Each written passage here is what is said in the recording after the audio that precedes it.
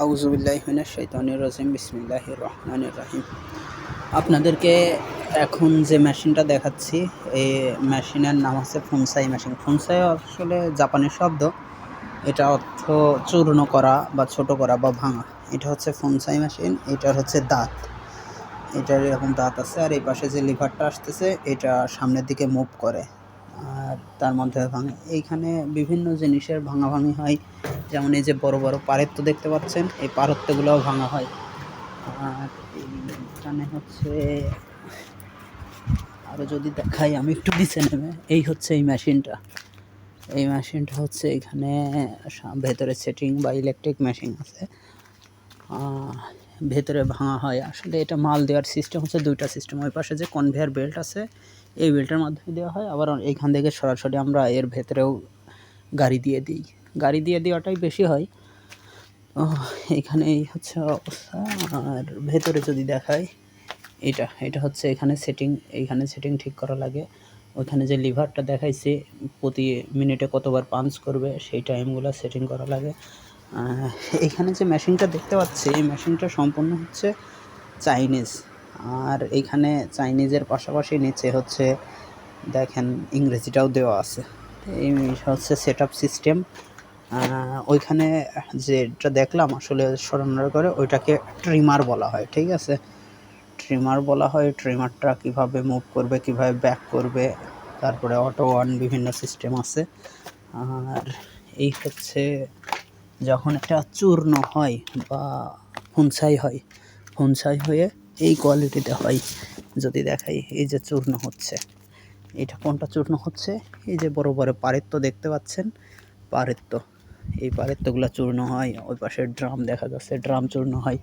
এইগুলা চূর্ণ হওয়ার পরে তারপরে পেরেত্য মেশিনে যায়, তারপরে পেরেত্য বানানো হয়।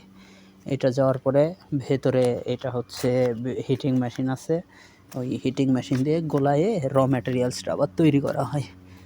এখন সেটা হচ্ছে ভেতরে অন্ধকার, যদিও তারপরেও এটার পরে যে কী মাল হয় সেটা আমি যদি আপনাদেরকে দেখাই, যদিও অন্ধকার। এই যে এইখানে এই মালটা আমরা তৈরি করি, ওই যে মালটা দেখলাম ওই মালটা দিয়ে সর্বশেষ এই মালটা তৈরি করা হয়।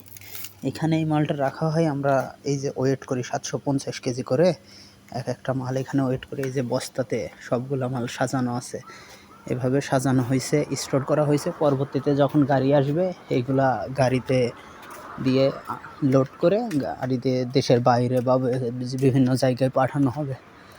আর শুধু যে এই বড় বড় পারেত্যগুলো ভাঙা হয় তাই না, আসলে আমাদের এখানে প্লাস্টিকের বিভিন্ন ক্যাটাগরি আছে।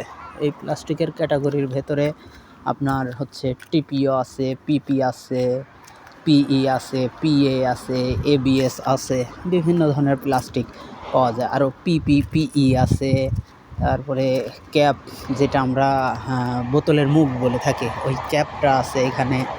তারপরে সরাসরি পেট যেটাকে বলে, বোতল ভাঙা বোতল।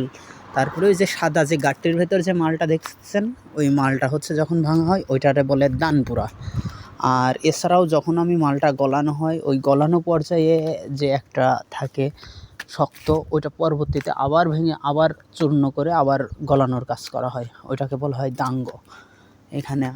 আর এইটা আমাদের মূলত কাজের কোম্পানি, ভেতরে ওইখানে কাজ করা হয়। আর এইখানে এটা আমাদের অফিস থাকা হয়। আর একটা বিষয়, আমাদের যে গাড়িটা সবসময় ব্যবহার করতে হয় সেটা হচ্ছে এই যে এটা হচ্ছে ফকলিফট। এই ফকলিফটগুলো সচরাচর অল টাইম আমাদের ব্যবহার করতে হয় লোড আনলোডের জন্য, বা যখন বস্তাগুলো করি। মূলত আমরা এখানে জাপানি ভাষায় পেরেত্তো তৈরি করি এবং ফুনসাইয়ের কাজ করি। আর এইখানে যে ফুনসাই হয় শুধু এই মাল দিয়েই হয় না, আমাদের এখান থেকে বাইরে থেকেও মাল কিনে নিয়ে আসা হয়, সেই মাল দিয়েও মাল তৈরি করা হয়। ওকে, ভালো থাকবেন, অন্য একদিন আবার দেখা হবে। আসসালামু আলাইকুম।